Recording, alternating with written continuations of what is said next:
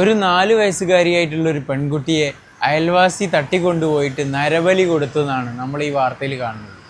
ഇത് കേരളത്തിലല്ല, ഗുജറാത്തിലാണ് നടക്കുന്നത്. എന്നാൽ പോലും ഇത്രത്തോളം അന്ധവിശ്വാസത്തിലായിട്ടാണോ ജനങ്ങൾ മുന്നോട്ട് പോകുന്നത്? ആ ഒരു കുട്ടിയെ ബലിയർപ്പിച്ചതിന് ശേഷം ആ ഒരു രക്തം കുടുംബക്ഷേത്രത്തിൻ്റെ പടികളിൽ തളിച്ചു. എത്രത്തോളം വിഷമകരമായൊരു കാര്യമാണ്.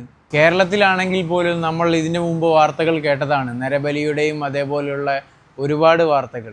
ഈ രീതിയിലുള്ള വിശ്വാസങ്ങളിലേക്ക് ജനങ്ങൾ പോയാൽ വളരെയധികം ബുദ്ധിമുട്ടാണ്. അന്ധവിശ്വാസങ്ങളിൽ പെട്ട് ഒരുപാട് കാര്യങ്ങൾ നമുക്ക് നഷ്ടപ്പെടേണ്ടി വരും.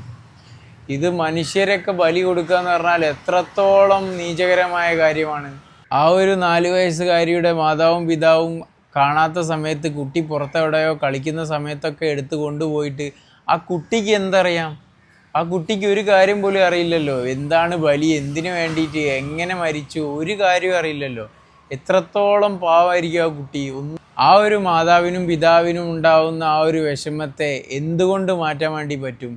ഏതെങ്കിലും ആളുകൾ പറഞ്ഞിട്ടുണ്ടാവും, നിങ്ങൾ ഈ രീതിയിൽ കുട്ടികളെ കൊണ്ടുവന്ന് ബലി അർപ്പിച്ചു കഴിഞ്ഞാൽ നിങ്ങൾക്ക് ജീവിതത്തിൽ എന്തെങ്കിലും നന്മയുണ്ടാവുന്നോ, എന്തെങ്കിലും ഉയർച്ച ഉണ്ടാവുന്നൊക്കെ പറഞ്ഞ് തെറ്റിദ്ധരിപ്പിച്ചിട്ടാണ് ഈ രീതിയിലേക്ക് ആളുകൾ മാറിപ്പോകുന്നത്.